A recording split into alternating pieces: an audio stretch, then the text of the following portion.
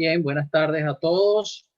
Bienvenidos a esta sesión conjunta, ¿verdad? Para escuchar la conferencia de José Luis Saboín, quien es egresado de la Universidad Católica Andrés Bello. ¿Verdad? Un esfuerzo conjunto que se está haciendo entre la Escuela de Economía de la Universidad Católica Andrés Bello, el Banco Interamericano de Desarrollo y el Fondo de Egresados para la Excelencia de la Escuela de Economía, Excel. Muchas gracias por su asistencia a todos los participantes y para no hacerlos esperar más, vamos a iniciar la presentación. Nos va a acompañar José Luis Saboín y Manuela Buenafia, digamos, tuvo un compromiso de última hora y no puede estar con nosotros. De modo que le agradecemos mucho a José Luis que haya aceptado la invitación a compartir con nosotros este trabajo que ellos vienen desarrollando en el Banco Interamericano. José Luis es economista de la Universidad Católica Andrés Bello, tiene un máster en gerencia de política económica en la Universidad de Columbia y además está ya en la recta final, ¿no, José Luis, de tu doctorado en economía en George Mason, ¿no? Ha Así es. trabajado, qué bueno, ha trabajado en ecoanalítica, estuvo durante varios años allí. También ha sido asistente de investigación en la Universidad de Columbia, estuvo como economista en el Bank of America, también estuvo un tiempo en el Fondo Monetario Internacional y desde el año pasado está trabajando en el Banco Interamericano de Desarrollo como consultor económico en el grupo de países de la región andina, para los países de la región andina. De manera que José Luis tiene un conocimiento de primera mano, no solamente de lo que sucede en Venezuela, sino de todo lo que está sucediendo en la región. Y por eso agradecemos mucho la participación que va a tener con nosotros para escuchar de primera voz, digamos, esas experiencias y un poco cuál es la perspectiva que ellos tienen con respecto al futuro de Venezuela en función del análisis retrospectivo que ellos han venido realizando en el Banco Interamericano. Muchas gracias, José Luis, por aceptar la invitación. Bienvenido nuevamente a tu casa y por favor, cuando quieras, pues los micrófonos son tuyos. Bienvenido. Bueno, muchas gracias, profesor. La verdad que es un honor estar acá conversando de estos temas en mi alma mater, la Escuela de Economía de la UCAP. Parece que fue ayer que yo estaba caminando por esos pasillos y sentado en esas aulas, así que la verdad que estoy muy contento y muy emocionado de estar acá. Y bueno, también mandarle saludos de parte de Manuel, mi coautor en este gran trabajo y quien ha sido, digamos, la bujía en el Banco Interamericano para tratar de montar todo este andamiaje para una visión de desarrollo de Venezuela dadas las circunstancias, ¿no? Entonces esto lo primero que quisiera decir entonces es que es un proceso, ¿no? Es una invitación, es como una carta abierta a Venezuela, a los venezolanos, a la sociedad, para tratar de dibujar el país que queremos y que podemos tener, ¿no? Entonces, yo quisiera empezar diciendo eso, ¿no? Que esto es un programa, digamos, una visión de desarrollo que no está escrita en piedra, que se ha venido haciendo en los últimos 2 años. Estamos, por lo menos en esta presentación, estoy tratando de resumir 2 años de trabajo de un equipo multidisciplinario, así que voy a hacer un esfuerzo. Muchas de las cosas que aquí se van a hablar están plasmadas en el documento que está en el website del Banco Interamericano. Entonces la invitación es que vayan para allá y vean, digamos, si quieren ir a detalle sobre cada una de las intervenciones propuestas, pueden ir allí y digamos que entonces esta charla es un poco más para tratar de tocar sobre diferentes áreas y tratar de tener feedback de los participantes en esta charla, ¿no? Entonces, de inmediato, pasando a lo que es la presentación, vamos a ver si ya se están pasando las láminas. Entonces, lo que vemos es que con la llegada antes de la llegada del COVID-19, Venezuela estaba en medio de una tormenta perfecta, ¿no? Porque, digamos, no solo es la crisis económica, sino una crisis social y una crisis política, ¿no? Y cuando tratamos de echar el cuento, ¿no? De ver por qué llegamos acá y hacer un diagnóstico, lo que quisiera es como que tratar de dejar unos 5 puntos para resaltar que la crisis venezolana es estructural, ¿no?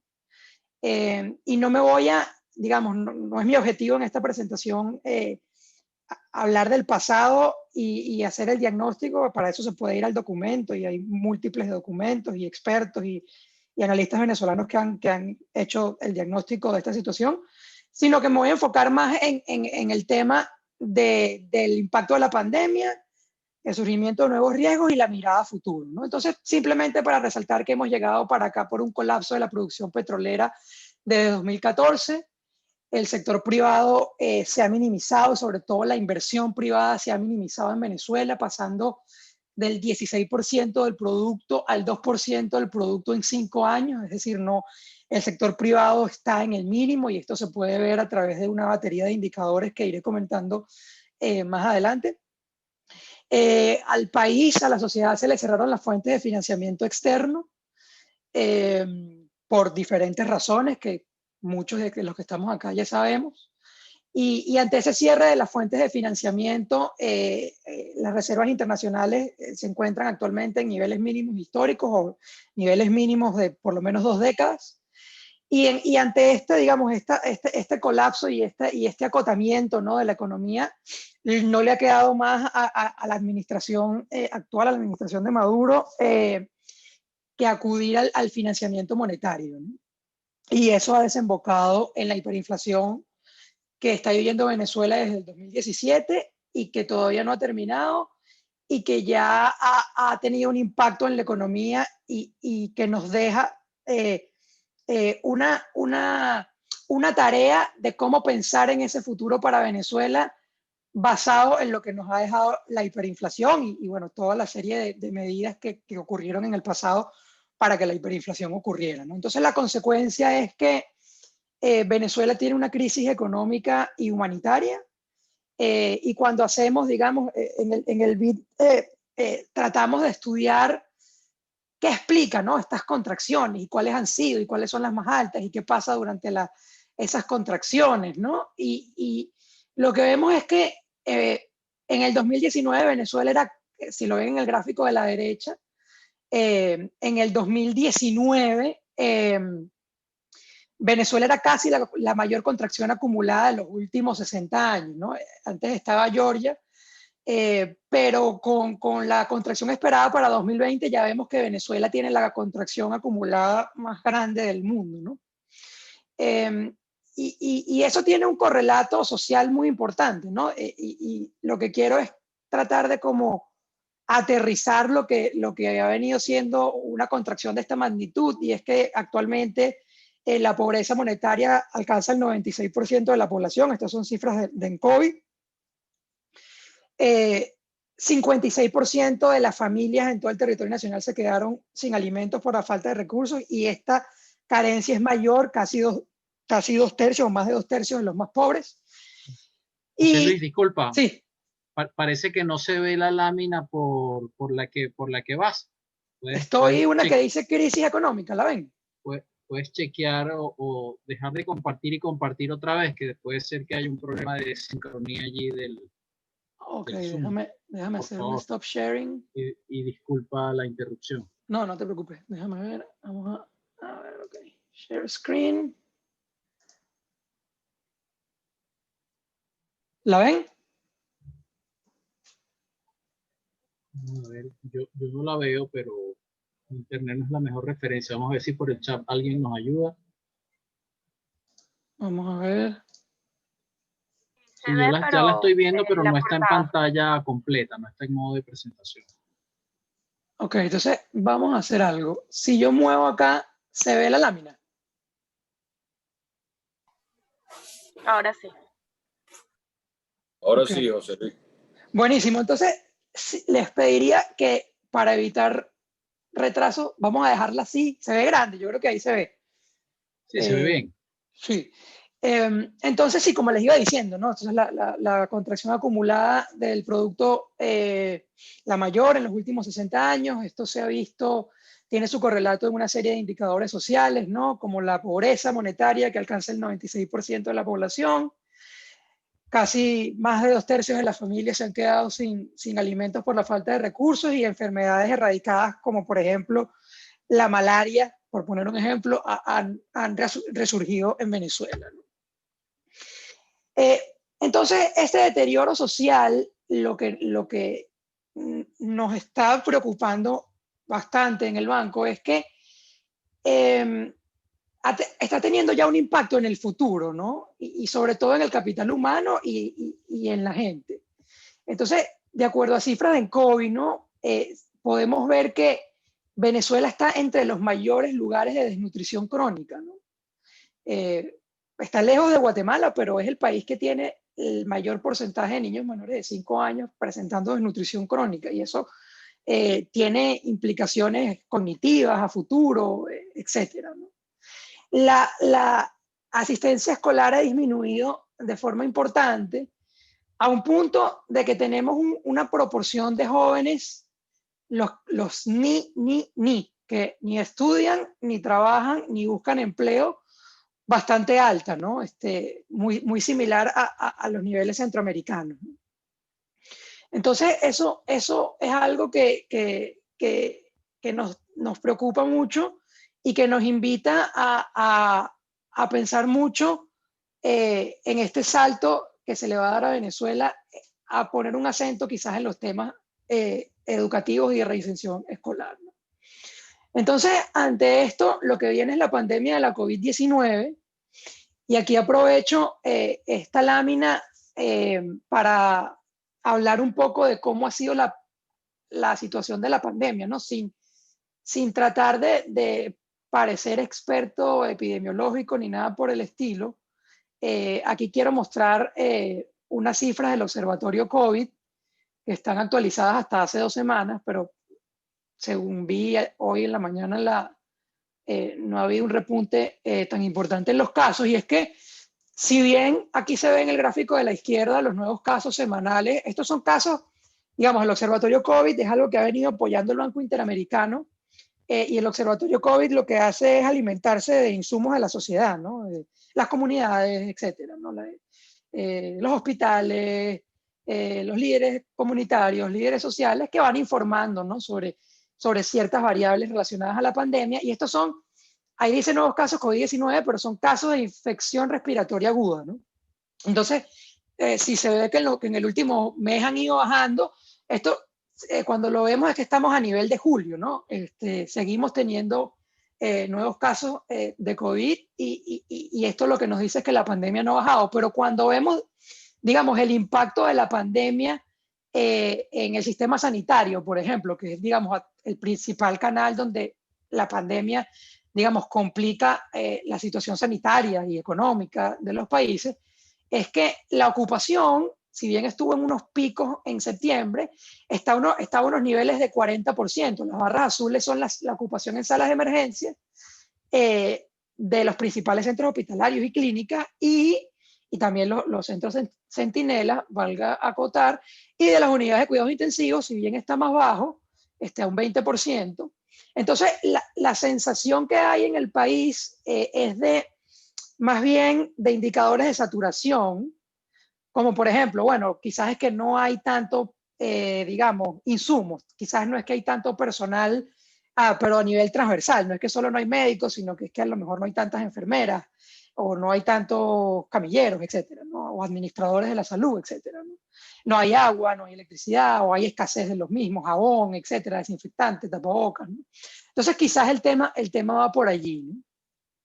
Entonces, para tratar de medir qué tan vulnerable puede ser un país a la pandemia, nosotros en el banco, en el Departamento de Países Andinos, hicimos un esfuerzo en tratar de ver qué tan vulnerables son los países emergentes a la pandemia, ¿no?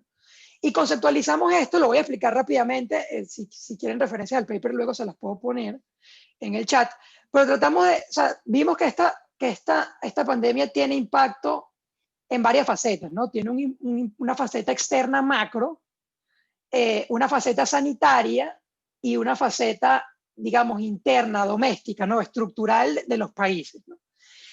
Y esas facetas también tienen, digamos, como que dos niveles de cómo impactan a los países, ¿no? Uno es qué tan expuesto está el país, o llámese el espacio geográfico, puede ser una comunidad, etcétera, un estado, una parroquia, y en qué condiciones iniciales la recibe. Entonces, por ejemplo, en la faceta externa, un país está expuesto de manera de que, bueno, qué tan integrado está el comercio global o a los mercados financieros, qué tan insertado está en las cadenas de valor, etcétera, qué tan dependiente es el país del turismo o de las remesas.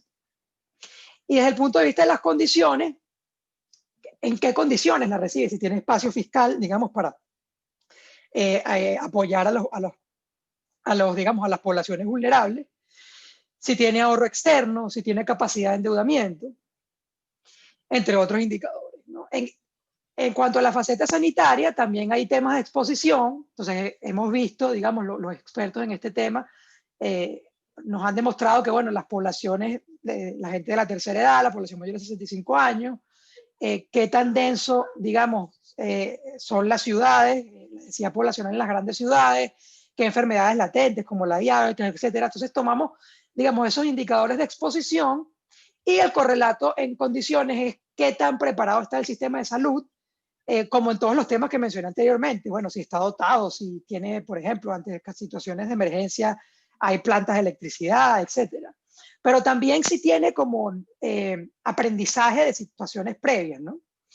O sea, qué tan preparado está para emergencias de este tipo del sistema de salud de un país, ¿no? Y en cuanto a la faceta interna estructural, la pobreza, por ejemplo, muestra que hay mayor vulnerabilidad, ¿no?, de la población ante, por ejemplo, ante las medidas de distanciamiento social que son tanto voluntarias como impuestas por los gobiernos, y la informalidad, que también es una fuente de vulnerabilidad, sobre todo a la hora de hacer políticas públicas, ¿no? Y las condiciones sería qué tan, digamos, qué tan sólido, qué tan profundo y solvente puede ser el sistema financiero, qué tan flexible es el sector público y qué tan eficiente es a la hora de, digamos, resolver los problemas de la gente. Entonces, cuando uno condensa, digamos, todas estas variables, uno lo reduce, digamos, a través de clústeres, de técnicas de clústeres y componente principal a estos puntitos, ¿no? Y aquí cuando lo vemos en dos dimensiones, ¿no? Aquí vemos que en el eje vertical, el eje de las Y, tenemos qué tan expuesto está un país, y en el eje horizontal tenemos cuáles son las condiciones, ¿no? Entonces, mientras mayor el número, más positivo, son mejores condiciones, y mientras más alto, más expuesto estás, ¿no? Entonces, Venezuela, lo que nos llamó mucho la atención, bueno, no nos llamó la atención porque ya, como al principio, ¿no?, el deterioro de muchos indicadores venezolanos pasa varias desviaciones estándar, el de países comparadores, es que es el país que recibe a la pandemia en las peores condiciones iniciales, y es un país digamos, que no tiene una exposición, digamos, baja, ¿no? Si se quiere, tener una exposición alta, que básicamente está relacionado a la dependencia, ¿no?, de los ingresos petroleros y de otros commodities y de las remesas, ¿no? Por ejemplo, un punto por acá pudiera ser India, ¿no?, los que están muy expuestos, ¿no?, que están muy insertados en cadenas de valor, China, etcétera, ¿no? Pero bueno, eso es lo que nos queda para Venezuela. Y bueno, esta vulnerabilidad, entonces, es ver cómo se aterriza, ¿no? O sea, si en verdad Venezuela es tan vulnerable, ¿cómo lo podemos ver, ¿no? Entonces, sí hemos visto, ¿no?, que, por ejemplo, uno de los indicadores estrella, de los caballitos de batalla de cómo medir, digamos, la reducción de actividad económica a nivel mundial ha sido los indicadores de movilidad. Y vemos que en Venezuela se ha reducido alrededor del 40%. También ha pasado lo mismo en la región. Y eso, digamos, tiene su correlato en la actividad económica. Vemos que digamos, uno de los pocos indicadores que tenemos que sigue la coyuntura de la actividad económica, que es el índice de actividad económica de la Asamblea Nacional, muestra que la actividad económica ha caído un 55% y que la capacidad instalada se ha mantenido a niveles de 20%. Pero este número, esto es interesante porque este número, estos son los, digamos, los indicadores de Conindustria, y estos indicadores nos muestran que, por ejemplo, en diciembre, antes de que la pandemia se desatara, o septiembre del año pasado, estaban también en torno al 20%. Entonces, esto lo lleva a uno a pensar que quizás la capacidad instalada de la industria ya está en lo más bajo, ¿no? Entonces, este impacto económico tiene, digamos, su otra cara, su correlato en la situación externa y fiscal del país. En el gráfico de la izquierda, no voy digamos, a enfocarme en describirlo, pero ahí se ve un poco es la tendencia, ¿no?, de la disponibilidad de recursos externos del país, tomando en cuenta el impacto que esto puede tener en las remesas, en el sector petrolero. También esto, cabe resaltar que este impacto en el sector petrolero también toma en cuenta el tema de sanciones, ¿no?, el tema de las exportaciones no petroleras y otro flujo de capital. Entonces, lo que vemos es que hay menores recursos externos para el país, y eso tiene, por supuesto, su impacto en los ingresos corrientes de la nación, sobre todo en los ingresos más tradicionales, ¿no?, porque en los últimos 2 años se ha dado paso a otros ingresos, sobre todo en el tema de la minería. Por eso hemos tenido problemas en cuantificar. Sin embargo, estamos trabajando en esto. Eso es algo que es bueno resaltar, es que el banco está tratando de utilizar otros indicadores para medir el tamaño de la economía venezolana, ¿no?, indicadores satelitales, luminosidad, etcétera. Y es un trabajo que estamos haciendo que quizás para el año que viene ya pudiéramos compartir con el país, ¿no? Entonces, bueno, una caída del 70% en los recursos petroleros y no petroleros. Y eso le deja entonces al Estado, ¿no?, poco que hacer con el gasto público, ¿no? Entonces, lo que hemos visto desde el punto de vista del gasto público, digamos que con esta mayor presión que hay por la pandemia, entonces lo que se necesita es destinar más recursos, ¿no? Entonces, ¿cómo lo podemos ver, no? Ante la falta de estadísticas, hemos sido un poco creativos en el sentido de utilizar algunas medidas que han salido de cobertura de lo que se ha convertido el principal programa social del gobierno, que son las cajas CLAP. Y se ve que digamos, este programa se ha venido deteriorando en temas de peso. Sobre todo el peso ha venido bajando, sobre todo este año, y en tema de frecuencia, ¿no? Y es que quizás el año pasado lo que dicen las cifras es que la gente recibía entre 1.5 y 2 cajas al mes, y ahora ese número está más cercano a 1.3, ¿no? Y también digamos, esos cambios de frecuencia muestran disparidades regionales, ¿no? Hay ciertas regiones del país, sobre todo en la región capital, en la zona central, digamos, la frecuencia es mayor, pero en las áreas más cercanas la frecuencia es menor, ¿no? Y las transferencias, digamos, en efectivo son esporádicas, digámoslo así, y no tienen, digamos, poder de fuego, digámoslo así, no tienen mucho impacto, ¿no?, porque son alrededor de $3 por mes. Y los salarios, bueno, está el indicador clásico en Venezuela, que es el salario mínimo, que está alrededor de $2 por mes, y algo que se ha visto afectado en este último trimestre, que es que ya está por debajo de $2, ¿no? Entonces, este gráfico también muestra, ¿no?, que estos son, digamos, la transferencia promedio, porque hay muchas transferencias, y el promedio de cada de esas transferencias en estos meses no supera los $3. Entonces, ante este intento, ¿no?, digamos, de tratar de mitigar la pandemia con el poco espacio que tiene el Estado, lo que ha quedado es, digamos, mantener el financiamiento monetario, pero en un contexto de sustitución de moneda y de dolarización que se ha tornado creciente, ¿no? Como todos los procesos de dolarización o de sustitución de moneda que se han dado en el mundo, este proceso empezó con la sociedad, ¿no? Y ahora, digamos, casi siempre los estados llegan tarde, ¿no?, a lo que la sociedad ya estaba haciendo. Y es que hemos visto, digamos, que también ahora hay algún andamiaje que se está construyendo para permitir que otras monedas circulen y se acepten para las transacciones, ¿no? En el sistema financiero. Entonces, tenemos ese entorno, ¿no? Donde tú tienes que utilizar estas transferencias en un contexto de dolarización, lo que ha hecho que, como se puede ver en el gráfico de la izquierda, que si bien la inflación esté por debajo del umbral técnico de 50%, este ha sido particularmente volátil y no es una inflación que está a la baja, ¿no? O sea, pasar de niveles de 50% a 30% de inflación mensual no tiene implicaciones distintas en lo que respecta a la demanda de dinero o la demanda de saldos reales, por ejemplo.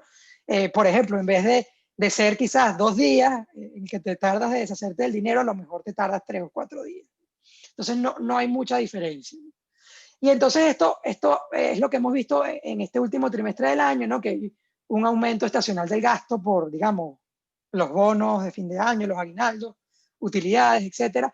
La liberación de una porción del encaje bancario, eso también, aunque bueno, se va licuando en el tiempo, o sea, pierde su impacto en el tiempo, pero va a seguir teniendo estas repercusiones en la inflación y en la depreciación del tipo de cambio, ¿no? Entonces, ante este entorno, vemos una situación social que se ha agudizado en Venezuela con la pandemia, unos ingresos de la sociedad que están bastante deprimidos. Aquí en el gráfico de la izquierda pueden ver otro indicador del observatorio COVID que, digamos, nosotros lo llamamos como la capacidad de respuesta, ¿no? Y básicamente lo que se le pregunta a la gente es, mire, usted tiene, ¿para cuánto le duran sus ahorros, no? Entonces, la mayoría, fíjense que aquí hay como una lástima que no tenemos la serie hasta antes de marzo, ¿no? Pero básicamente la gente lo que dice, el 60-65% de la gente lo que dice de que empezó la pandemia es que no tiene ahorros, ¿no? Mientras que un 20% tiene para una semana y el resto ya casi nadie tiene para 2 semanas, un mes, etcétera. Entonces, es una situación bastante difícil a lo que ahora se le ha sumado lo que nosotros llamamos un tercer shock de oferta, que es el de la gasolina, ¿no? Ahí ustedes ven lo que yo quisiera resaltar de este índice que también recoge el observatorio COVID, son las disparidades rurales y urbanas, ¿no? El índice lo que te muestra es que cuando está más cercano a 100 es que hay mayor escasez de la gasolina, y bueno, cuando baja por supuesto es menor, pero fíjense, por ejemplo, en julio, ya en las zonas rurales se veía que había una mayor escasez de gasolina y en las zonas urbanas esto no podía, ¿no? Y es un comportamiento cíclico, ¿no? Aquí ustedes ven que baja y luego sube, baja y ahorita pareciera que en noviembre está subiendo otra vez. Entonces, son estos temas cíclicos a los cuales la población tiene que irse adaptando, ¿no? Entonces, eso nos deja una situación social bastante difícil para el país y ante esto, entonces, lo que el banco se ha trazado es qué hacer, ¿no? Cómo resolver esto de una forma sostenible, ¿no? Y entonces digamos, es el deseo, ¿no? Que hay a través de este documento que se publicó, es demostrarle a la región, a los socios de Venezuela, que retomar la senda del crecimiento y del desarrollo es una oportunidad para el salto transformacional, ¿no? Y en medio de la pandemia. Entonces, ¿y por qué decimos esto, no? Está el tema de que el petróleo, si bien va a seguir siendo el motorcito, la bujía para, digamos, ayudar a Venezuela a salir digamos, de esta crisis, el petróleo ya no puede ser, digamos, para un largo plazo, ¿no? 2 décadas ya uno dice, wow, entonces es como una oportunidad, ¿no? Y a su vez la pandemia, con todos los temas de digitalización, de lo que se llaman los leapfrogging, ¿no? Saltos hacia adelante, nos llevan a pensar de que la transformación puede hacerse más rápido y se pueden tomar las ventajas que se han venido, lo que le ha tomado, digamos, a estos países un año, a Venezuela le pudiera tomar menos en el medio de una transición, ¿no? Entonces, hay 2 intervenciones, la idea es tomar intervenciones de muy corto plazo, digamos, para el primer año, los primeros 12 meses de un gobierno, digamos, de transición, reconocido por todos los actores políticos de Venezuela y por todos los socios de Venezuela, en un proceso electoral, digamos, aceptado, limpio, etcétera. Entonces, las medidas de corto plazo para atender la crisis y las medidas de mediano plazo para retomar el crecimiento, ¿no? Estas medidas las voy a pasar a explicar y tienen, digamos, como tres aristas, ¿no? La primera es mejorar la calidad de vida de la población y eso se traduce en el tema de ingresos y apoyo al consumo, el tema de salud y educación, ¿no? Entonces, para el primer año, ¿no? Las necesidades más urgentes, lo que se ha propuesto es hacer un programa de transferencias directas cuasi universales. Y cuasi universales es porque básicamente hay una restricción de que obviamente se va a depender de acceso a, digamos, cuentas de banco, listas de población bancarizada, etcétera.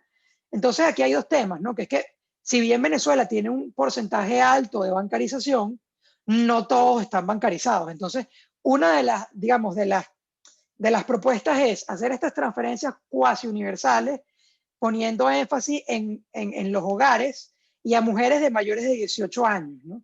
¿Y por qué las mujeres y no los hombres? Y es que, digamos, en todo el aprendizaje que ha tenido el banco, en lo que es digamos, la literatura de transferencia directa, es que las mujeres priorizan mejor el gasto en temas de alimentación y los temas de los niños, ¿no? De los más jóvenes. Y también, entonces, esta transferencia se va a ver apoyada por una entrega directa de alimentos en zonas específicas, digamos, en lo que llaman la última milla, ¿no? Donde los mercados no llegan, donde un mercado a cielo abierto no se puede hacer. Ahí sí se pudiera hacer el énfasis en hacer entrega de alimentos en esas zonas específicas. Otro tema es mantener el apoyo a los comedores escolares, porque ahí, digamos, y esto me da pie para hablar de todas las sinergias que hay durante todo este proceso de mejorar la calidad de vida de los venezolanos, ¿no? Entonces, digamos, dentro de estas intervenciones que se buscan para mejorar la calidad de vida, sobre todo en el tema alimentario, uno aprovecha y también ayuda al tema educativo, ¿no? La asistencia escolar, ¿no? Y a su vez aplicar un subsidio directo a los pequeños productores agrícolas, ¿no? Para tratar de garantizar la oferta, ¿no? Y con el tema de garantizar la oferta también viene un tema de acceso a financiamiento y el rol del sector financiero y el tema del comercio internacional que voy a explicar más adelante, ¿no? Entonces, haciendo énfasis en la política de hacer un apoyo al consumo de los hogares para que puedan alimentarse, que es la necesidad más acuciante de Venezuela hoy en día, uno puede ir tocando diferentes áreas, ¿no? Y ya, bueno, ya más hacia la calidad de vida y hacia el mediano plazo, es pasar a un esquema de transferencias más focalizadas, digamos ya a partir del segundo año, inicialmente no condicionadas, para que a la medida que va transcurriendo el tiempo, se va diseñando cuál es el mecanismo de condicionamiento de las transferencias y instaurar también el mecanismo de focalización. También implementar un plan de abastecimiento digamos, en mucha sincronía con el sector privado productivo y también todas las cadenas de distribución de alimentos, ¿no? Entonces, digamos, ese es como el plan insignia, ¿no? Para el primer año de este gobierno, ¿no? Entonces, en temas de salud, el acento tiene que darse en la contención y mitigación del impacto de la COVID-19, básicamente a través de compras de insumos y de garantizar, que lo voy a hablar ahora en la lista de la infraestructura, bueno, de que los hospitales tengan acceso a agua, los hospitales tengan acceso a electricidad, de que el personal médico, digamos, pueda estar protegido. Y ahí hay un tema importante, que es una lámina que tenemos que incorporar a esta presentación, que es que cuando comparamos las defunciones de personal médico per cápita de los países, Venezuela tiene un número que está entre los más altos de la región, ¿no? Entonces, ahí hay un tema de que te revela de que hay una contención, de que es necesaria la contención y la mitigación de la pandemia. Obviamente la vacuna viene por ahí, etcétera, pero hay que hacer acento en ello, ¿no? Y bueno, ya una vez, digamos, atendida la pandemia y como se vaya moviendo el tema de las vacunas, es empezar ya en la compra y distribución de medicinas y drogas, insumos médicos de las enfermedades, digamos, tradicionales. y dotar a los hospitales de estos temas. Se han identificado 40 hospitales y centros de atención primaria claves a los cuales se está haciendo un diagnóstico, digamos, sobre cómo restaurarlos. Y en el tema de salud también se contempla un programa para la atención de desnutrición aguda, ¿no? De esos niños que mencionábamos, hacer acento allí, ¿no? Y ya pensando un poco más en mejorar la calidad de vida, bueno, a tomar en cuenta obviamente la producción nacional para ampliar la provisión de medicamentos y tratamientos, y cómo es el rol del capital humano aquí, el rol que tendrá la diáspora, porque han salido muchos médicos de Venezuela, enfermeras, etcétera, personal administrativo del sector público, y entonces aquí es donde uno también viene otra sinergia y otro salto, ¿no? En el cual todos estos temas de digitalización se han contemplado programas en los cuales se pueden dar cursos de capacitación online, etcétera, ¿no? Y cómo involucrar a la diáspora, por lo menos en el tema de salud, a fortalecer la capacidad de los recursos humanos. Y bueno, avanzar hacia reformas hacia la cobertura universal en salud, ¿no? O sea, pensar ya el modelo de salud, el modelo tarifario, etcétera, ¿no? En los temas de educación, distribuir kits escolares, porque aquí lo que pasa es el tema de que hay mucha incertidumbre, ¿no? Y eso es otro tema que aprovecho para recalcar acá, ¿no? Todo este esfuerzo se está haciendo con alto grado de incertidumbre. Si bien las intervenciones que se han contemplado para Venezuela se han nutrido no solo del personal técnico de todas estas áreas del banco, sino también de otros institutos multilaterales y expertos en Venezuela, todos tenemos incertidumbre sobre cómo esto se puede hacer, ¿no? Entonces, por ejemplo, ¿cuál es el estado de las canaimitas? Que, digamos, yo tengo el recuerdo de cuáles son los kits escolares de ahora, cómo son los kits modernos, cómo se le garantiza a los niños, digamos, un acceso a la educación, cómo está la situación de Internet. Nosotros, quizás aquí adelanto un dato, es que tenemos una encuesta de empresas en la cual vemos que más que la luz, más que el agua, uno de los servicios básicos, llamémoslo, de los cuales las empresas más se quejan de que hay interrupciones, es el Internet, ¿no? Entonces, el tema educativo ahí se enfrenta a un reto y es encontrar, digamos, diseñar esa distribución de kits escolares, ¿no? Si son libros, son libros, si son lápices, son lápices, si son computadoras, son computadoras, y es distribuir esos kits, hacer un énfasis en un programa de lectoescritura y matemática, reforzar esa parte y después ya, cuando pensamos en calidad de vida, hacer un plan de reforma curricular, y pensar un poco en la reinserción en el sistema educativo en el primer año, sobre todo de los que se han salido, ¿no? O sea, cómo reinsertarlos y cómo hacer para que los que no se han graduado se gradúen. También con esta encuesta de empresas que hicimos, es que si bien no hay muchas brechas educativas, por lo menos para cualquier cargo, bien sea un cargo manual, un cargo técnico, un cargo gerencial, muchos de los trabajadores no han terminado. Entonces, quizás es la reinserción rápida y buscar cursos de capacitación para que los que no han terminado de graduarse se gradúen, ¿no? Sobre todo en un proceso de recuperación, cuando, digamos, nuevas empresas puedan abrirse, las que están ahorita busquen crecer, etcétera, ¿no? Y ya pensando en el futuro del tema educativo, pensar ya en plan de recuperación de la infraestructura, atacar los planes de desarrollo infantil de 0 a 5 años, porque ahí empieza todo, y con las carencias que les mencioné al principio, quizás el acento habría que ser allí para después ir pensando en reforma, que se está haciendo mucho en América Latina, que son las reformas curriculares basadas en competencias. No solo en América Latina, también en otros países de más ingresos, como Estados Unidos, Canadá, etcétera, ¿no? Y bueno, fortalecer a los docentes y reformar la carrera docente. Siguen allí, no se ha desconectado de esto. Aquí estamos atentos. Ok, ya llevamos 40 minutos, voy a tratar de resumir más. De nuevo, la invitación es para que si quieren ver detalles lo vean en el documento, ¿no? Entonces, digamos, la otra arista de este programa o de estas intervenciones es la infraestructura, ¿no? Porque, ok, ya nos estamos encargando de que la gente pueda, digamos, alimentarse, nos estamos encargando de que se atiendan las necesidades de salud y las necesidades educativas. Es, bueno, cómo llegar al trabajo, cómo llegar al colegio, cómo hacer que alimentos lleguen, etcétera, ¿no? Entonces está el tema de restablecer el acceso a los servicios básicos, y que es sobre todo el primer año, y ya después enfocarse en mejorar la calidad de los mismos, ¿no? A partir del segundo año. Todos estos planes o estas visiones para desarrollar a Venezuela son un plazo ya cuando se habla hacia la mejorar la calidad de vida, es hacia 5 años, ¿no? Entonces, en el tema de electricidad es restablecer la capacidad de generación térmica, que es donde los diagnósticos que se han hecho son las áreas más críticas. No soy experto en electricidad ni en el transporte, ni pretendo serlo, pero digamos, aquí yo estoy recogiendo todo lo que hicieron nuestros expertos, y enfocarse en la generación de respaldo crítico en áreas como en el Zulia, ¿no? Y también en Falcón, que hemos visto que también ha tenido problemas, ¿no? Y es rehabilitar la red de distribución y transmisión a través de la reactivación, repotenciamiento del Centro Nacional de Despacho, ¿no?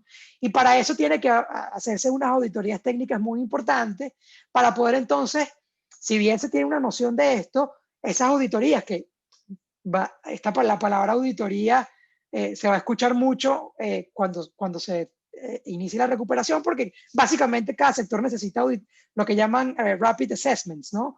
Para ver cuáles son los repuestos que hay que comprar, dónde hay que ponerlos, hacer la priorización, etcétera, ¿no? Y ya cuando pensamos en electricidad hacia el mediano y largo plazo, es darle capacidad al tema institucional, ¿no? Las entidades rectoras, permitir la participación privada, por ejemplo, en el suministro, buscar un esquema tarifario que favorezca la sostenibilidad, haciendo una remoción gradual, digamos, de subsidios, tomando en cuenta, por supuesto, restricciones presupuestarias, y siempre buscando, ¿no? Todo esto, buscando mejorar la calidad del servicio, ¿no? Lo mismo pasa en agua, y en agua hay un tema interesante, que es que por lo menos yo aprendí, es que en promedio, cuando una persona se baña, se gastan 200, cuando se baña, va al baño, se lava los dientes, hace todo lo que hacemos con agua, cocina, son como 200 litros por persona por día. Ese es como el estándar, ¿no? A donde deberían estar las cosas. Entonces, lo que se busca hacer en este primer año es tratar de hacer una provisión a hogares de 50 litros por persona por día. Hay que recordar que de acuerdo al ENCOVI, tenemos, digamos, solo un cuarto de los hogares que se encuestaron tenían acceso continuo a agua, ¿no? Y por supuesto garantizar la provisión a hospitales, digamos, a través de la habilitación de pozos, etcétera. Muchas de estas cosas se han venido haciendo, y aquí aprovecho también para traer el tema de que la realidad y cómo se han venido dando las cosas después de la hiperinflación y en medio de la hiperinflación, muchas veces la realidad ha llevado a que muchas de estas propuestas se estén dando, pero que se estén dando quizás de una manera desordenada, menos ágil, con menos acompañamiento, con menos fuerza. Pero bueno, es garantizar la provisión a los hospitales, dar apoyo de emergencia a operadores de servicio, y aquí aprovechando, digamos, ¿no? Todo el conocimiento y la infraestructura regional que tiene el banco, es tratar de hacer sinergias y uniones con empresas de agua de otros países, ¿no? Para que den apoyo técnico, apoyo presupuestario, apoyo de gestión, etcétera, ¿no? De nuevo, también realizar todos los diagnósticos que hayan, todo el tema de tratamiento de aguas residuales, ya pensando un poco más en el mediano plazo, que sería garantizar los 200 litros por persona por día, lo que comenté de hacerle el tratamiento de las aguas residuales, porque en Venezuela quizás si bien está el tema de cómo hacer para tratar los químicos, hay escasez de algún elemento para hacer el químico para tratar las aguas, ¿no? Diseñar planes de manejo de cuencas para hacer un cuidado al ambiente y hacer un uso eficiente del recurso, y también como en electricidad pensar en esquemas tarifarios, ¿no? Diseñarlo y ejecutarlo. Y en el tema de transporte, bueno, rehabilitar la infraestructura crítica. Esto se haría, digamos, también a través de préstamos, utilizando el rol del sector financiero, facilitando la inversión privada. Digamos, en el tema de transporte hay un tema que es que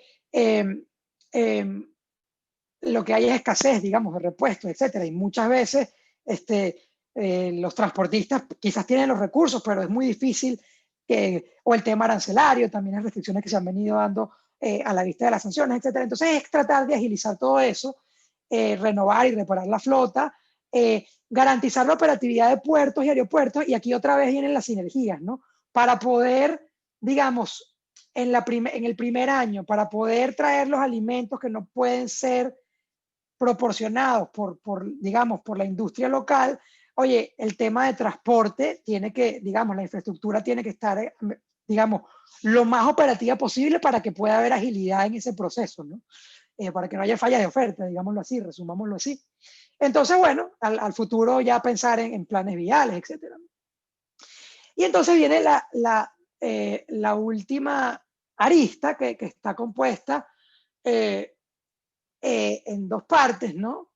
Y la primera parte es, digamos, para poder ocuparnos de la gente y darle las herramientas de infraestructura que necesita la gente para vivir, operar, crear, producir, soñar, etcétera, tiene que haber un andamiaje que permite la reconstrucción, ¿no? Y ahí hay dos cosas que van de la mano, y es reconstruir la capacidad del Estado y restablecer la economía de mercado, ¿no? Obviamente esto, y aquí aprovecho traer el tema de la secuencia, ¿no? De cómo las reformas y cómo las intervenciones se van a ir dando para tratar de minimizar impactos y tratar de tener ganancias tempranas, etcétera.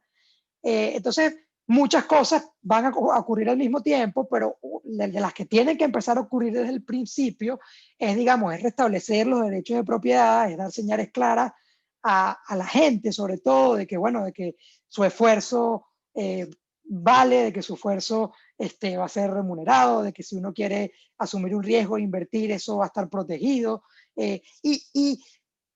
Esto es básico, ¿no? Y no voy a ahondar mucho porque mucho se ha hablado de esto en foros como este. Remover controles excesivos innecesarios, remover rigideces excesivas en el mercado laboral. Y cuando se habla del tema de las rigideces excesivas en el mercado laboral, es un tema interesante que de nuevo la realidad como atropella, ¿no? Cuando uno, por lo menos cuando nosotros vemos esta encuesta de empresas que hicimos, es que muchas empresas han reportado que tienen menos empleados y muchas veces es porque se han ido. Entonces está el tema de la migración. Entonces, no es que un empleador quiere votar a un empleado, es que el empleado se va. Entonces es como adaptar mucho a la realidad. Y muchos empleados se van, se han cambiado digamos, de industria. Entonces, esos temas es como adaptarse un poco más a la realidad, y también la realidad ha venido a que, digamos, la administración actual haya cambiado algunas cosas, ¿no?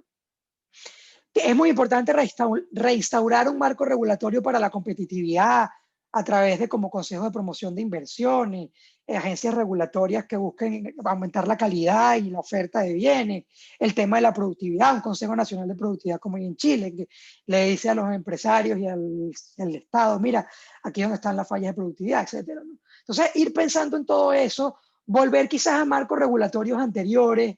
Y en cuanto al tema de capacidad del Estado, está el tema otra vez, hacer los saltos, ¿no? Empezar a pensar en Big Data, empezar, digamos, con los registros, con el tema del Instituto Nacional de Estadística. Entonces, es hacer el overhaul de estos temas, pero aprovechando las técnicas nuevas, ¿no?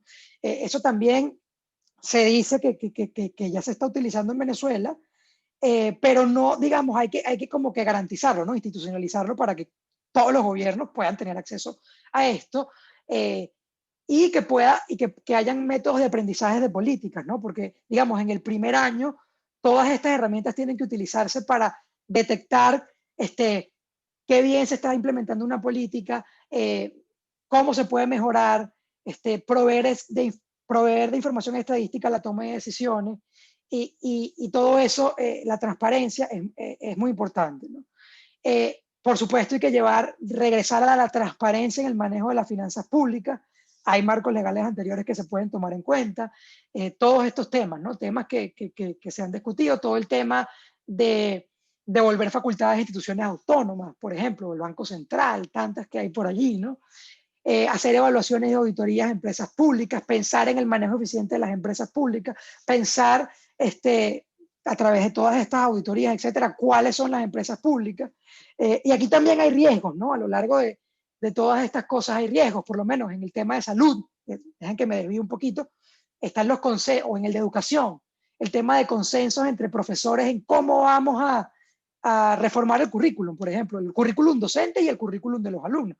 Lo mismo pasaría para acá, ¿no? ¿Cuáles son las empresas públicas que queremos tener? ¿Cuál es el criterio que queremos tener de eficiencia para las empresas públicas? Entonces, todo eso en ese año pasa por pensar en eso y poner a trabajar lo que haya que trabajar, ¿no? Ya pensando en calidad de vida, bueno, es fortalecer todas estas cosas, ¿no? Pensar en cómo generar mayores ingresos tributarios, sustituir este esquema de subsidios que se tiene, que ya en la práctica se ha venido en muchas áreas donde hay subsidios, se ha venido sustituyendo, el manejo de las empresas públicas. Y finalmente, bueno, no, finalmente no, pero digamos, dentro de todo este andamiaje que estamos construyendo, si bien está el Estado y está la sociedad a través de la economía de mercado, está reactivar el sector financiero. Y es porque el sector financiero va a ayudar a que la gestión, digamos, del comercio internacional para aquellos bienes que vienen y que el sector privado va a traer, las cartas de crédito internacionales, todos esos temas, es tratar de implementar mecanismos que, digamos, solventen la situación de sanciones, la situación del sistema financiero local que se ha miniaturizado, cómo acelerar esto cuando los bancos no se han recapitalizado, ¿no? Entonces, se están previendo varios esquemas para solventar estos temas, generar avales y garantías, y fomentar la coordinación entre actividades y supervisión del sistema, ¿no? Porque también viene otra sinergia, que es con el tema de las transferencias y el sistema de pagos, ¿no? Porque no solo son los bienes que tienes que traer, son las transferencias que le vas a dar a la gente. Entonces, es muy importante aprovechar que hay un alto grado de bancarización en Venezuela, pero también aprovechar que esto funcione y que para que las transferencias puedan llegar a tiempo, para que el sistema de pagos no colapse, etcétera, ¿no? Y en el mediano plazo pensar en la recapitalización del sistema para que el crédito vuelva a surgir. El crédito se ha minimizado, es prácticamente inexistente, ¿no? Definir el rol del sistema financiero público, pensar, como se ha hecho en la región, en planes de financiamiento a la pequeña y mediana empresa, tratar de adaptar esas prácticas regionales, hacer mejoras en el sistema de garantías de depósitos, quizás hacer el catch-up, ¿no? con los países comparadores de Venezuela, con sus socios regionales, fomentar el mercado de valores, dar los saltos en el mercado de seguros y reaseguros, etcétera, ¿no? Y el tema de facilitar el comercio y la inversión, ¿no? En el primer año tiene que haber como un plan de contingencia para garantizar que las importaciones, pero también las donaciones, porque aquí hay un tema que debía haber mencionado al principio, que es que las necesidades que hay, ¿no? Ustedes cuando vean el documento, y fíjense que yo no he dicho montos, ¿no? Son montos considerables ante unas restricciones presupuestarias importantes. Entonces, una institución sola, por ejemplo, el BID solo no puede, el Fondo Monetario solo no puede, el Banco Mundial solo no puede, la industria petrolera sola no puede, la sociedad, los hogares y las empresas solos no podemos. Entonces, es un tema muy importante para que entonces las donaciones lleguen, todos estos flujos, pensar en un plan de contingencia para que las cosas puedan ingresar, sobre todo de forma segura. Y aquí no podemos dejar de lado el tema de la seguridad, pero digamos, el BID no es experto en temas de seguridad ciudadana, etcétera. Y es una arista que la tomamos en cuenta, la mencionamos, pero que no hemos pensado en cómo implementar cosas de este estilo, pero que sí resaltamos dónde estos temas pueden insertarse, ¿no? Y dónde pueden haber sinergias, ¿no? Sobre todo, y ya en el tema quizás un poco más después de las primeras de cambio, el régimen, cómo reconcebir o suspender el régimen aduanero actual y solicitar la restauración unilateral de preferencias arancelarias, recobrar el régimen de inversión que había, y ya pensando en el futuro, modernización de autoridades aduaneras, como se está haciendo en Brasil, como se está haciendo en Colombia, etcétera, reducir costos comerciales, o sea, pensar ya en cómo atraer el capital y cómo hacer que los bienes entren de forma segura y ágil al país, y cómo traer el capital de los venezolanos que se fue, que es un tema muy importante. Argentina y Venezuela son los países que más capitales, o sea, que residentes que tienen más capitales en el exterior. Entonces, aquí hay un tema que es de volumen, ¿no? Si bien no van a regresar todos, como es tanto, con que regrese 1 o 2%, uno se siente contento, ¿no? La experiencia argentina puede ser ilustrativa en ese aspecto, ¿no? No entró lo que se quería, pero dada la magnitud entró bastante, ¿no?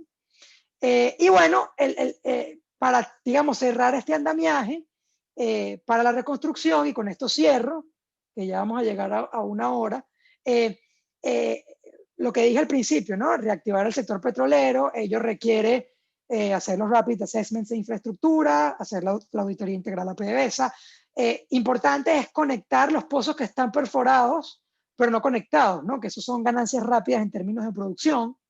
Estabilizar la producción de combustibles, coordinar con el sector eléctrico, de nuevo vienen otra vez las sinergias, aprovechar el potencial que se tiene en el tema de gas, todo lo que se está perdiendo con la quema de gas, aprovechar el tema de la producción de diésel, etcétera. Y modernizar el marco institucional para atraer el capital a través de una propuesta que ha tenido el banco, es la Agencia Venezolana de Hidrocarburos, basada en experiencias satisfactorias de la región y de otros países petroleros. Entonces, por supuesto que reactivar el sector petrolero es algo clave en este andamiaje para la recuperación. Y finalmente, y aquí viene otra vez el tema de siempre, ¿no? El tema recurrente en Venezuela, que bueno, además el petróleo, ¿qué? Y bueno, poner el acento en el tema agrícola, ¿no? Generar información agrícola actualizada. Nosotros también hemos hecho como una especie de censo usando imágenes satelitales, algo que está en proceso que pronto podremos compartir. Reconstrucción y modernización de los caminos rurales, los sistemas de riego, restitución, saneamiento, titulación de tierra, todo este tema para potenciar el agro y tratar, bueno, en la medida que los productores de alimentos locales se fortalezcan, se reduce la dependencia de importaciones y bueno, los recursos van a otras cosas, ¿no? Y por supuesto el desarrollo del turismo. A primera de cambio uno piensa, bueno, en Margarita, pero desarrollar una estrategia turística aprovechando todas las potencialidades, la protección ambiental, el ecoturismo, etcétera. No me voy a meter mucho ahí porque obviamente no es mi tema. Y otros temas, ¿no? Ahí Emmanuel siempre dice algo interesante de su experiencia en Centroamérica, y yo la voy a decir, es que ¿cuál será lo que Intel fue para Costa Rica? No sé, pero muchos de ustedes sabrán que Intel, la que fabrica microchips, las computadoras que tenemos casi todas tienen tarjetas madres Intel, tiene un headquarters en Costa Rica, donde fabrican y hacen de todo. Entonces, ¿cuál será el Intel para Venezuela? Puede ser la petroquímica, puede ser el agro, pero bueno, es invitar a pensar en esos temas. El banco está siempre abierto a escuchar todas esas propuestas, ¿no? Y ya para finalizar, solo quería dejar unos temas para recordar. Cuando uno, digamos, hace la suma de todo esto, y lo pueden ver en el documento, estamos hablando de más o menos del 30% del Producto Interno Bruto de Venezuela, pero hay un alto grado de incertidumbre en los costos, y los costos van cambiando en la medida que el tiempo va pasando, ¿no? Entonces, tomar en cuenta que hay incertidumbre, que todas estas intervenciones asumen un programa de estabilización macro, ¿no? Un tema de acuerdo, un horizonte fiscal, monetario, anclas nominales, bastante coordinación con todos los organismos multilaterales. O sea, digamos, como que eso lo tomamos por descontado. Un tema que hemos dicho es que la recuperación va a llevar tiempo, porque, digamos, el deterioro ha sido pronunciado, ¿no? Y hay un dicho que hay por allí que dice que los países crecen como palmeras, pero caen como cocos, ¿no? Entonces nosotros cuando pensamos, o cuando estudiamos, mejor dicho, todos estos procesos o sea, ¿qué pasa después de que tú tienes esos colapsos tan grandes? ¿Cómo se recuperan, no? ¿Y a qué velocidad? ¿Y cuáles son las variables? Y es que toma tiempo, ¿no? Por ejemplo, Georgia todavía se está recuperando al nivel cuando empezó a caer, Ucrania también, pero por ejemplo, Irak, que ha sido uno de los que cayó, rebotó rápidamente las varias veces que cayó. Aunque la contracción de Perú y Argentina no fue tan grande, se recuperaron rápido. Nicaragua no se recuperó tan rápido. Entonces, no hay recetas mágicas, ¿no? Para esto, no las hay, pero uno puede pensar en que sí, o sea, es bueno también el tema de manejo de expectativas y la comunicación, ¿no? En todos estos programas. Entonces, si bien es intuitivo que la recuperación va a tomar tiempo, es bueno resaltar que uno puede dar estos saltos, ¿no? Dar los saltos transformacionales, aprovechar que la pandemia ha hecho como un big push para hacer saltos en cosas y aprovechar, ¿no? que el rol que hay en el mercado petrolero actual, mundial, y la situación actual que nos lleva a depender de otras cosas, ¿no?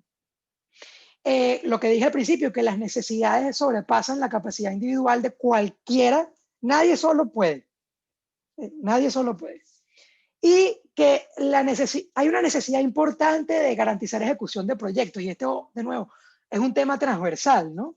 Que es que son magnitudes, son cuando uno ve, por ejemplo, solo para darles una idea, los temas de electricidad en 5 años son 7.000 millones de dólares, más o menos lo que se tiene contemplado. Entonces, ¿cómo ejecutar esa cantidad haciéndolo de forma eficiente, rápida, optimizando procesos, siendo transparente? Entonces, ahí hay mucho de pensar en cómo garantizar esa ejecución y generarle, digamos, a la gente que se sienta, ¿no?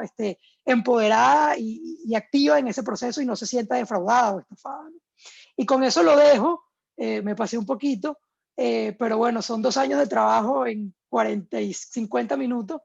Y bueno, aquí también les dejo para que vean algunos links de algunas cosas que hemos estado haciendo en el banco y dejo abierto para preguntas, ¿no? Muchas gracias, José Luis. Muy interesante la presentación. Vamos a volver a copiar en el chat eh, el vínculo donde pueden descargar el documento para los que entraron un poquito más tarde. Ya lo habíamos colocado al principio, pero allí lo tienen nuevamente. Ahí tienen el documento completo que nos ha estado exponiendo José Luis. Antes de pasar al ciclo de las preguntas, quería darle la palabra al padre rector José Virtuoso, que está con nosotros, nos honra con su participación. Si tenía algún comentario, padre, bienvenido. Buenas tardes.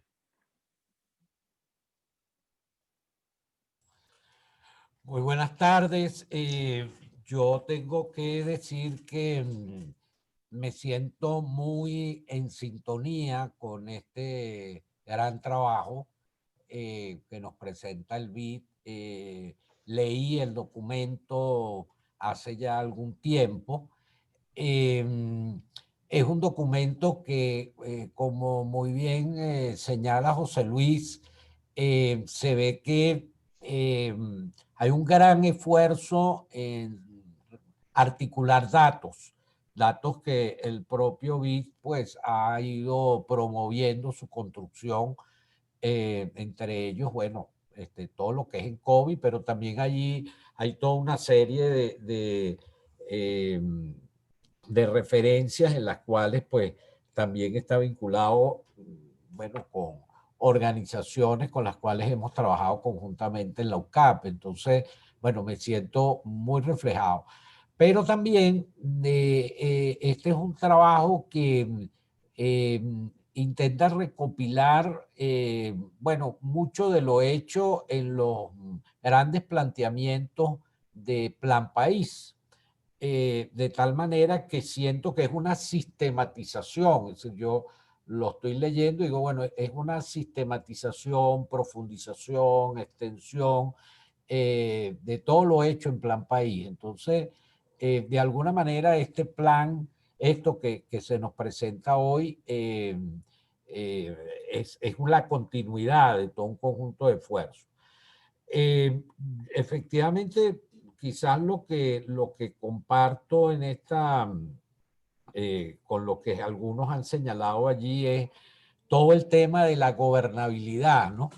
Y aquí asomo una hipótesis, porque ciertamente a mí me parece que aquí está como muy claramente diseñado lo que puede ser un plan de trabajo para ese salto progresivo hacia la reconstrucción del país. Entonces, lanzo una hipótesis que es, creo que en orden a la factibilidad política, no sería posible desglosar este plan como un conjunto de piezas que pudieran ir formando parte de lo que llamaríamos una suerte de negociación o de procesos de acuerdos integrales en el país. Es decir, yo siento que es muy difícil que tú agarras este plan y decir, bueno, nosotros vamos a esperar que haya un gobierno de transición para su implementación. Primero porque no sé cuándo es que va a llegar el gobierno de transición. Yo quisiera que fuera mañana, pero la realidad no es tan factible.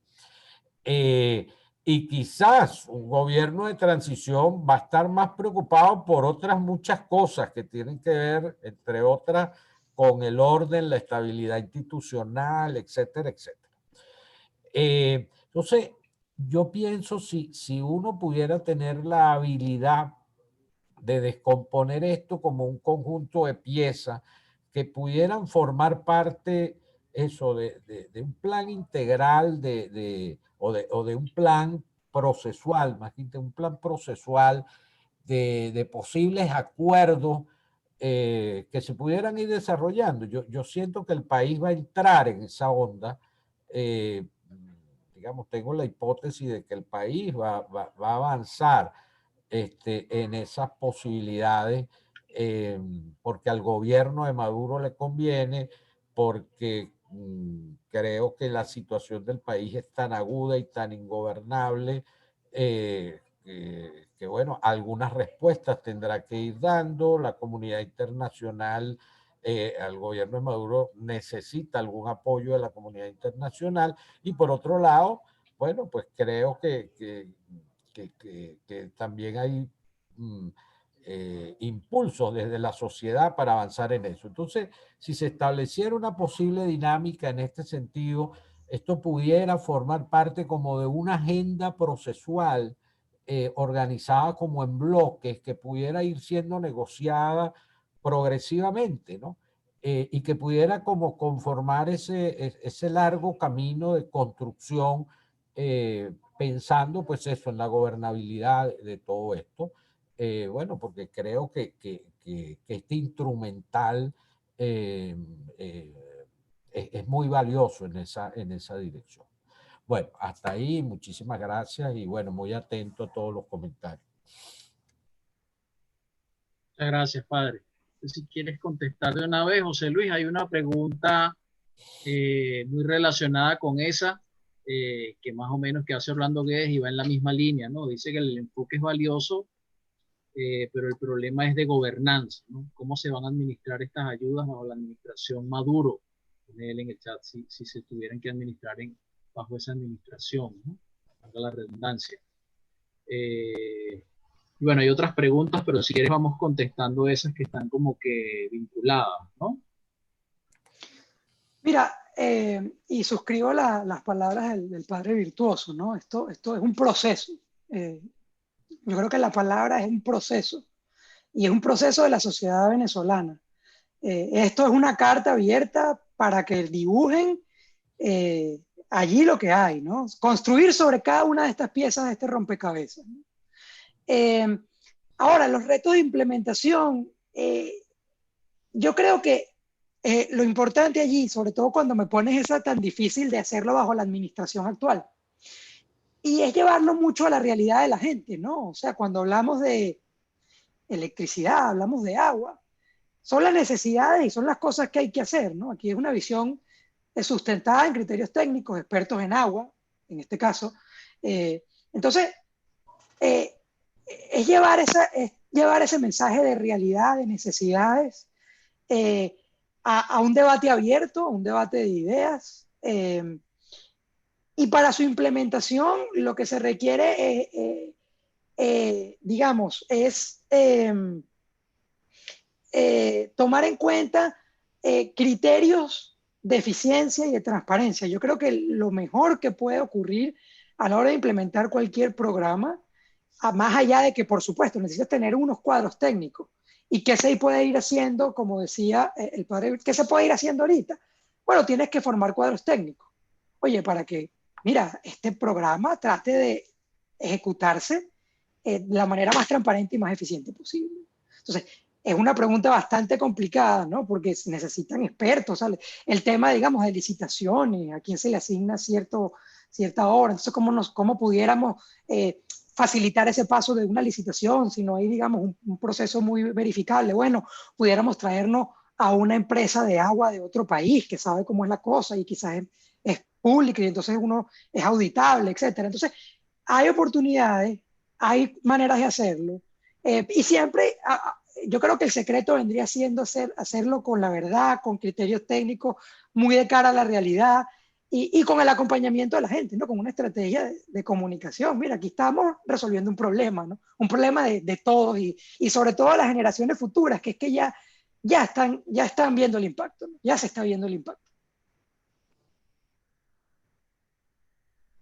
Gracias, José Luis.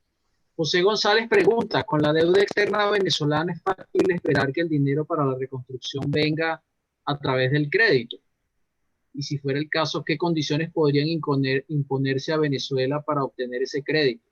Considerando que el Fondo Monetario viene del mayor crédito de su historia en Argentina, viéndose muy poco probable que sea devuelto en el corto y mediano plazo. Sí, mira, esa es una pregunta muy buena porque estamos en un momento donde no hay tantos recursos, ¿no? Por la pandemia.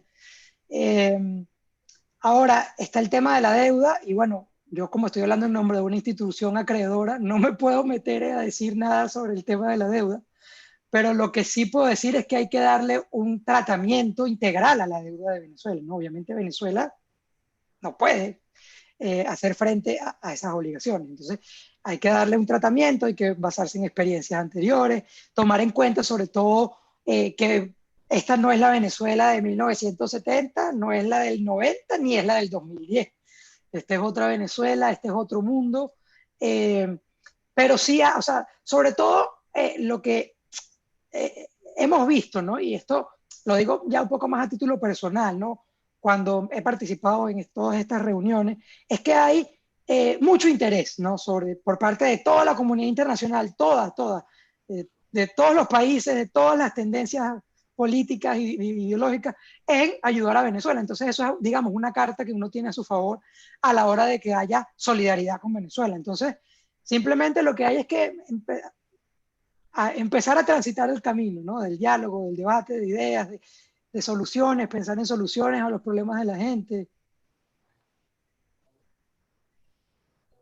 Sí, correcto, ¿no? Además que probablemente los recursos, dadas las condiciones de la volatilidad que comentaba José Luis y del riesgo país de Venezuela, probablemente van a venir fundamentalmente de multilaterales que de los propios mercados financieros, porque el rendimiento que pediría el mercado probablemente sea muy alto, por lo menos en un principio.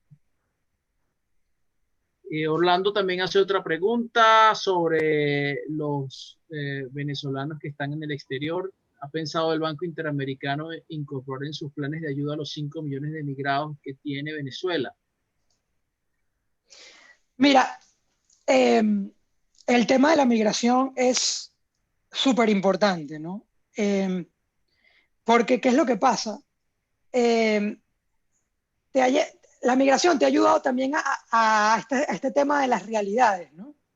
Entonces, eh, hay varios estudios que se han hecho, ¿no? Sobre las migraciones. Y lo que quiero decir aquí es que es muy difícil que todos vuelvan. Pero el problema es que no todos tienen que volver. O sea, lo importante es que todos se involucren y ayuden de la manera que puedan, ¿no? Entonces, como lo veíamos en el tema de que, bueno, de que muchos profesionales se han ido en diferentes disciplinas, pero todavía hay profesionales. Entonces, ¿qué es lo que hay que hacer? Capacitar a los profesionales que hay, hacer saltos adelante. Y cuando uno ve esas diferencias, como mencioné al principio, no es que, por poner un ejemplo, que los debe haber, pero por ejemplo, no es que hay gente que no tiene bachillerato, hay gente que ya lo que le falta es graduarse de la universidad. Entonces, ahí hay que hacer saltos adelante porque las empresas van a buscar crecer, ¿no? Obviamente, y esto va a ocurrir en pandemia, después de la pandemia. Entonces, el tema de la migración hay que verlo como un aliado y hay que involucrar a la diáspora. Entonces, yo creo que sí, la inmigración tiene sus cosas negativas, pero también tiene sus cosas positivas. Por ejemplo, está el tema de las remesas. Entonces, las remesas tienen diferentes aristas. Por un lado, ayudan al consumo de la población, pero quizás por otro lado, si no son bien canalizadas, no fomentan tanto el emprendimiento. Entonces, ¿cómo hacemos para que todo ese mecanismo que hay en torno a la migración sirva para dinamizar a la economía? Entonces, es un reto y es una oportunidad a la vez. Así es. Bien, no veo más preguntas en el chat. Si alguien tiene alguna otra o quiere levantar la mano, le podemos dar la palabra. Mientras tanto, les recuerdo que este evento está organizado entre la Escuela de Economía de la Universidad Católica, el Banco Interamericano de Desarrollo y el Fondo Ucavista por la excelencia de la Escuela de Economía. Voy a colocar el sitio web del fondo en la página, en el chat, para quienes quieran revisar y ver la actividad que hace el fondo y quieran apoyarlo, pues bienvenidos, ¿no? Tenemos entre nosotros al presidente del fondo, el profesor Juan Ignacio Aristigueta, si quiere darnos algún comentario.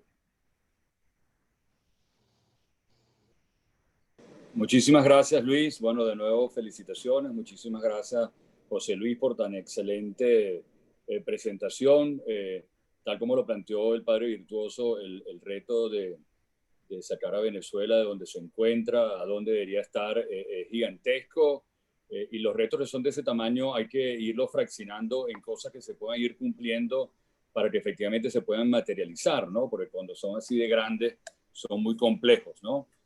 Comparto con lo planteado. Tuve la oportunidad de manejar un programa multilateral y todo el tema, por ejemplo, de las licitaciones internacionales es un tema complejo para poderlo ejecutar, especialmente en un país donde en los últimos años se ha acostumbrado porque las adjudicaciones son más a dedo que por medio de licitaciones. Los procesos de licitación internacionales tienen unos retos importantes para poderlos cumplir, ¿no? Y bueno, pudiéramos hablar por horas sobre tus propuestas en materia del tema agrícola. Lógicamente, ahí hay mucha tela que andar y mucho camino que recorrer. Venezuela, los niveles de dependencia que tenemos ahorita en materia alimentaria son realmente trágicos.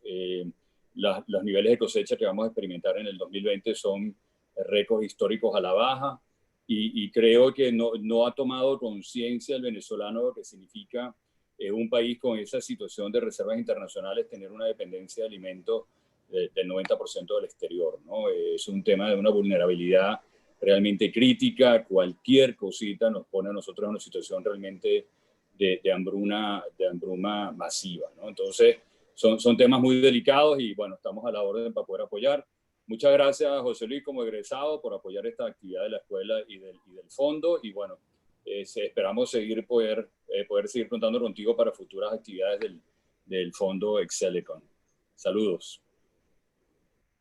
Gracias, profesor. Es un honor para mí.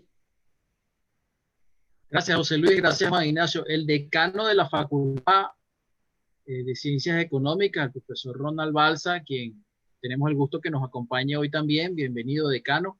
Tiene una pregunta. No le vayas a hacer un examen a José Luis, Ronald, por favor. ¿Tú estudiaste, José Luis? No, mentira. Bueno, mira, muchas gracias por la presentación. Yo no me he leído el documento, yo lo voy a revisar, pero también de las preguntas que escuché previamente, recordé dos palabras que tú utilizaste. Una era secuencia y la otra era presupuesto, ¿no? Cuando decías que todos no podíamos. Yo no sé si en el documento hay alguna sugerencia del modo de priorizar, ¿no? O sea, porque la secuencia implica justamente lograr ese tipo de o sea, alianzas que pueden estar relacionadas con identificar un problema que puede ser prioritario y que es costoso, ¿no? Y a dónde se puede recurrir para buscar financiamiento para resolver ese problema.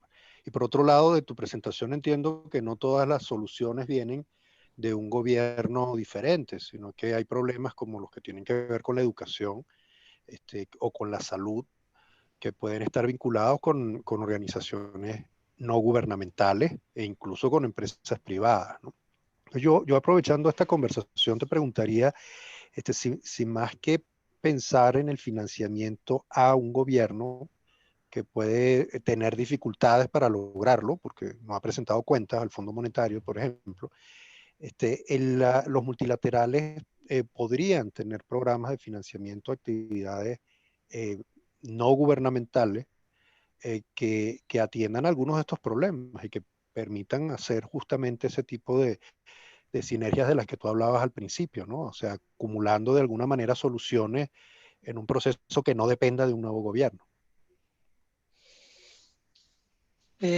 Muchas gracias, Ronald. Muy buenas las dos preguntas. Sobre el tema del secuenciamiento, es un tema súper complejo. No, tenemos nociones, ¿no? Sobre todo cuando elaboramos el documento o el programa en general y cuando estamos haciendo nuestras estimaciones de presupuesto, etcétera. Pero lo que no se ha llegado es a donde se tiene que llegar, y es porque hay muchas dimensiones. Y tú sabes que cuando son más de 2 dimensiones, ya cuando pones la Z que se viene para acá, que es en 3D, entonces después vienen las otras y se complica, ¿no? Porque es el tema de consenso, es el tema de a lo mejor cosas que, por poner un ejemplo quizás un poco burdo, que es pegar un cable y la ganancia es infinita. O sea, a lo mejor, por ejemplo, a lo mejor, no lo quiero reducir a esto, pero a lo mejor el tema de la electricidad en el sur ya es más trivial de lo que uno se imagina, y entonces hay unas ganancias ahí y eso genera ganancias de eficiencia, etcétera, ¿no? Pero entonces es como juntar varias dimensiones y decir, bueno, el tema de costo, el tema de ganancia temprana, el tema de impacto social, el tema de sostenibilidad a largo plazo, que las decisiones que estamos tomando hoy no nos condicionen en el futuro. Entonces, quizás a esta distancia, por lo menos a nivel del banco, estamos pensando en eso justamente, porque no es trivial y está sujeto a todas las cosas que tú describiste. Entonces, bueno, te invito, Ronald, a que te hagas un modelo multidimensional allí para que nos ayudes, ¿no? Y sobre el tema del financiamiento, mira, por supuesto que sí, yo creo que todas las iniciativas que se estén dando para resolver todos estos problemas deben ser presentadas al mundo. O sea, y creo que, por ejemplo, por lo menos en el banco, creo que puede ser como un megáfono, ¿no? Si hay alguna propuesta de algún sector de la sociedad para resolver problemas de la gente, el banco es un megáfono. Podemos decir, bien, aquí hay esto y la gente nos escucha y se pueden sentar y pueden dialogar y pueden haber oportunidades. Entonces, quizás la invitación es a eso, ¿no? A presentar propuestas y a estar en contacto con ONGs y con multilaterales, etc. La particularidad con el BID es que, bueno, en este momento el BID está de frente, ¿no? con este tema, entonces, bueno, quizás otras multilaterales no, pero hay que aprovechar esta ventana, ¿no? Y utilizar el megáfono.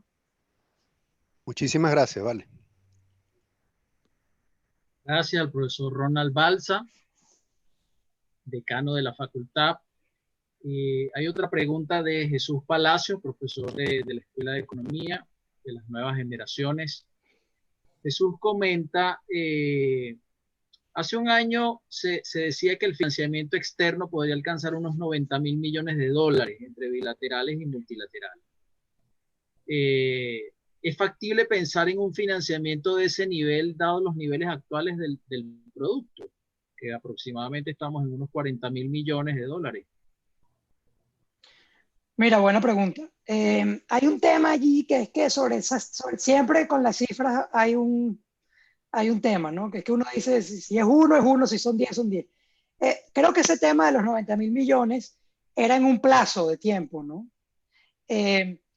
Y si bien cualquier suma que digamos para cualquier país, en este caso de Venezuela, dadas todas las precariedades que hay, es grande, ¿no? Entonces, nosotros nos hemos enfocado en tratar de contabilizar para el primer año. Entonces, y es una cifra que es consistente al valor que uno le ponga al Producto Interno Bruto, ¿no? Por eso nosotros decimos 30% del producto son las necesidades del primer año. Póngale usted el número del producto, 30%. Pero más allá de eso, el tema es resaltar, yo creo que sí se puede, creo que no va a ser fácil, pero creo que hay solidaridad hacia Venezuela. Entonces, hay mucha conciencia sobre que una institución sola no puede. O sea, un gobierno solo no puede. Un país dividido, o sea, con una facción política tomando decisiones, no puede. Se necesitan todos los actores de la sociedad, todos los actores políticos, todos los actores de la comunidad internacional y todos los multilaterales. Y con eso se llega al monto que va a ayudar a Venezuela a despegar y que sin duda va a convertirse en semilla para crecer. Entonces, quizás no hay que tanto en pensar el monto, sino en pensar en el plan. Qué bueno, muchas gracias. Muy buena la respuesta. Bien, creo que no hay más preguntas.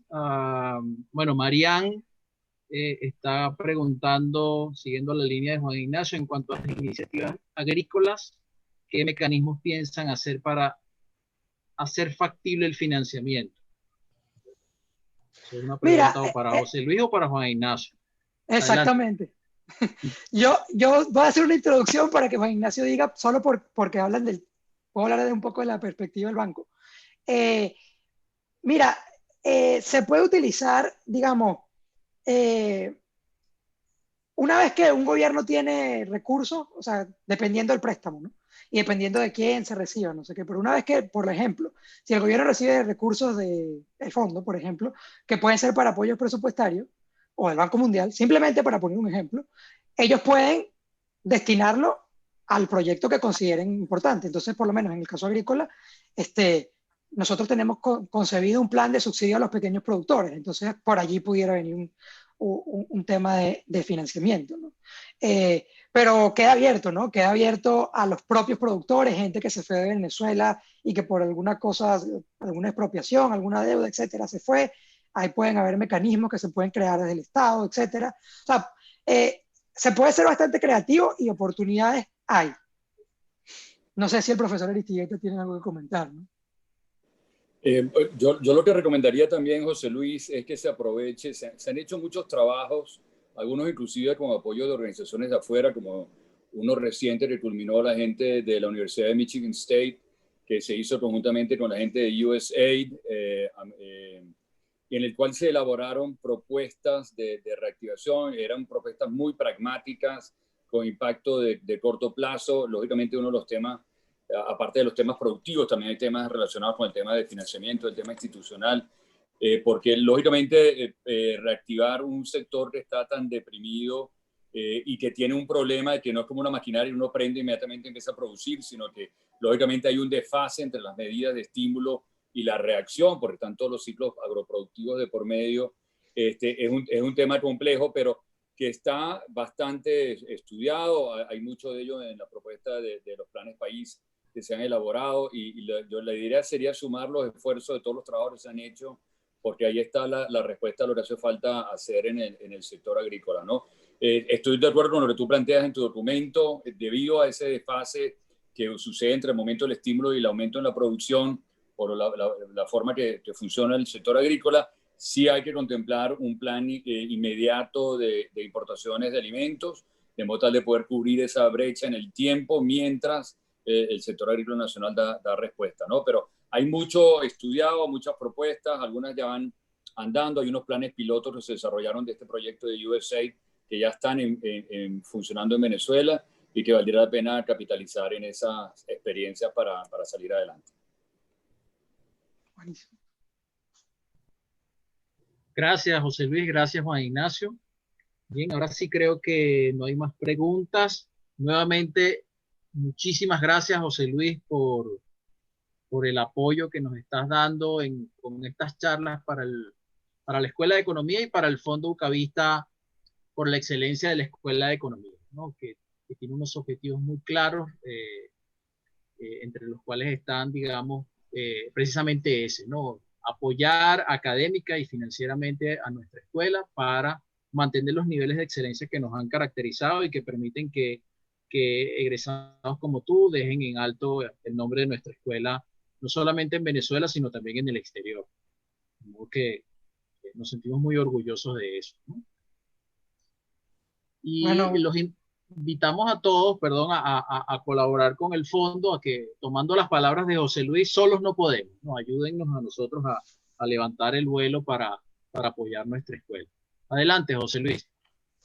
No, simplemente agradecer, decir nuevamente que es mi honor de volver a mi escuela, a mi casa, a la Universidad Católica, y desearles que sigan así, sigan apoyando al país, sigan creyendo en su talento, sigan formando gente excelente y bueno, muy contento y muy agradecido. Gracias de nuevo. Tenemos también a la directora de la escuela. La invitamos a que cierre el foro en nombre de la universidad. Muchas gracias al rector por tomarse parte de su tiempo para compartir con nosotros esta conferencia. Gracias también de nuevo al presidente del Fondo Ucavista, el profesor Juan Ignacio Aristigueta, nuestro decano Ronald Balsa y nuestra directora María Alejandra. ¿Quieres cerrar, María Alejandra, por favor? Muchísimas gracias, muchísimas gracias a Excelecom por el apoyo, a José Luis por compartir su presentación y toda esta información en la tarde, y bueno, a todos los que participaron el día de hoy, y bueno, a seguir trabajando y creyendo en el país. Muchas gracias a todos. Vale, muchas gracias a todos nuevamente. Muchas gracias. Excelentes presentaciones. Nos vemos. Gracias a todos. Muy bien. Gracias, hasta luego.